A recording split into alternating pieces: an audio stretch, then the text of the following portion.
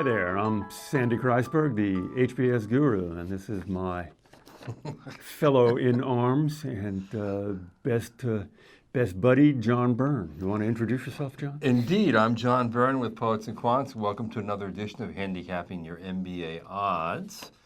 Today we have an intriguing candidate, a 25-year-old female who went to a top public university in Virginia. Public college. That's true. 3.7 GPA. She doesn't tell us what her major was. That's good.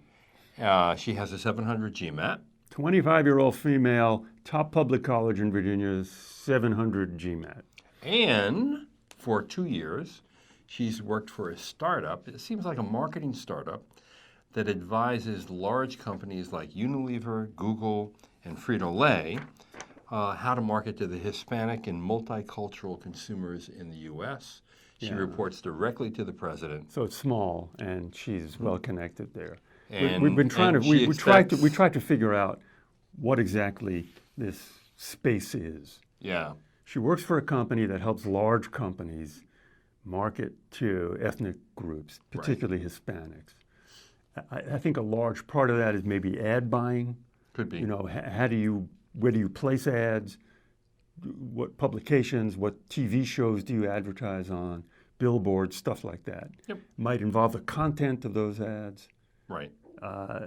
Okay, so that's what she does.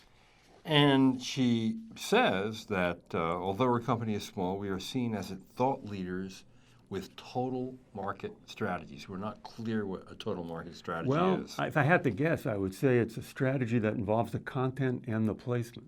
So we'll tell you what to say, and we'll tell you where to say it. Yeah. That sounds like a total market strategy. That makes sense. Yeah. And her goal is to be a brand manager who progresses to a top marketing role. She is a strong advocate for Hispanic marketing through total market strategies. Her target school is Kellogg, Duke, and UVA Darden. What do you think? What's a brand manager in this context? Well, you know, a brand manager. So she would. That's a classic marketing job at a CPG company. Yes, that I understand. If you're the Cheerios brand manager, right, that's a big job. Yep. You're responsible for Cheerios, making Cheerios, new kinds of Cheerios, selling Cheerios, Cheerio, discount coupons and stuff. But what does it mean to be a brand manager in an advertising firm? I guess aside from the fact that you have the Frito-Lay account, maybe that's what she means. Yeah, she's not saying she wants to be just a brand manager. So probably in a CPG company, I would think. So she also expects to get a glowing letter, a recommendation letter, from the president that she reports to. Okay, I'm going to go back to this because I thought she wanted to stay in this total marketing thing. But if you're saying my goal is to be a brand manager, that means if we had this woman here and I said, name someone who has a job you want, and she said, Estelle Estrada, who is works at Frito-Lay and does their crispy Cheetos or whatever they make, then okay, that's a real straight career path. Right, exactly. So what do you think? It's going to turn on some things we don't know. The actual name of the college, she says a top public college. If she has got a 3.7 from UVA, that's great. If she's got a 3.7 from kind of a public school in Virginia that doesn't have a national reputation, that's one thing. A lot of this is going to turn on what they think of her company. She says it's small, and she's going to have a lot of explaining to do. Right. But if they're a thought leader in this thing she's identified as total market strategies, and her president writes a glowing letter, take a pause here drop a footnote here for consultant advertisement here. Presidents of companies like this often like the people they're writing about a lot, but cannot write glowing letters because they don't know how to do it. So she might hire a consultant. I don't always say that, this is someone who could use a consultant because you need to package the company she works for. Well, this is what you have to do. Whether you want to hire a consultant, your decision. You have to package the company you work for, and that includes getting someone to help the president write a recommendation that's really powerful. And some people, even with the best of intentions, have a hard time doing that. Okay, you know the magic line in one of these recommendation letters, right? I know many magic lines. The magic line is, I have never worked with a candidate who's more qualified than the candidate I'm recommending to you. In other words, you are the one and only. Oh no, that's a mediocre candidate. Oh, come on. What do you mean? You don't understand the level. No, this is a worthwhile digression. Good. You don't understand the level of inflation in recommendations. What you described is someone who's kind of ho-hum. Really? Yes. Okay, what are the lines then we want to hear? My name is Joe Blow. I have worked for X, Y, and Z for the past 35 years. During the course of that time, I have worked with 68 people in the applicant's peer group.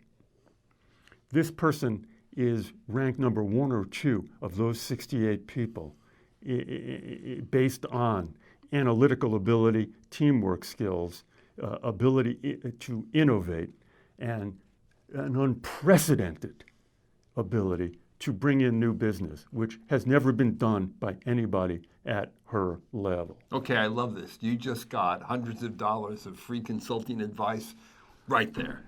I'll say. Do you see what he was trying to? Even John Byrne doesn't know how to write a recommendation.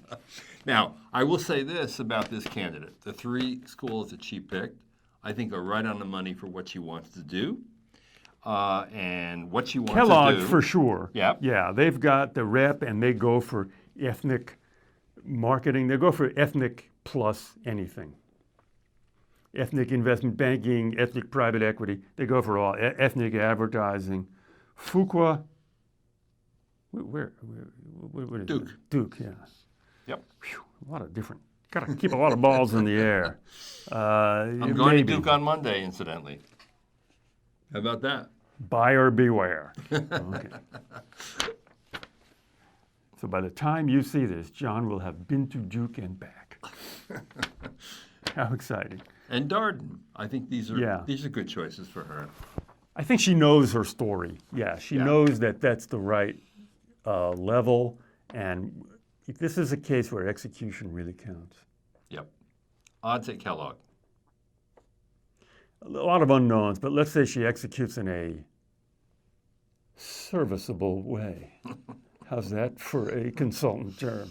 I like that. Yeah. Odds at Kellogg are like, odds at all of them are like 40 to 50%. If she can execute in a serviceable way, there's a lot to like here. It's just, she's got to make it real. In other words, someone who's done nothing could write this up, and someone who's done a lot. You got to make it specific. You got to make it real. You got to describe campaigns. You got to do a better job of finding whatever the right jargon is, and I mean that in the good sense, the correct language for describing what you do. And here's the other question we have that actually didn't come up here, but it came up in our pre-session. Are you, in fact, an underrepresented minority? Oh, yeah. Who's Hispanic? Because right, if you are, if you are Hispanic, that that would changes help. the game considerably, right? Yeah. Yeah. What does that mean for her candidacy, if in fact she is Hispanic? It means she'll get into just Kellogg, Fuqua, and Duke. Hispanic woman with a 700 GMAT and a 3.7. That's powerful opening. It's a powerful opening. Yeah, that's a pretty good overture. The rest just has to be serviceable. Very quick learner. All right. Well, good luck to you. You are going to be a brand manager. You're going to business school. You're going to get an MBA. And to everyone else out there, this is John Byrne with Poets and Quants. Good luck on the MBA highway.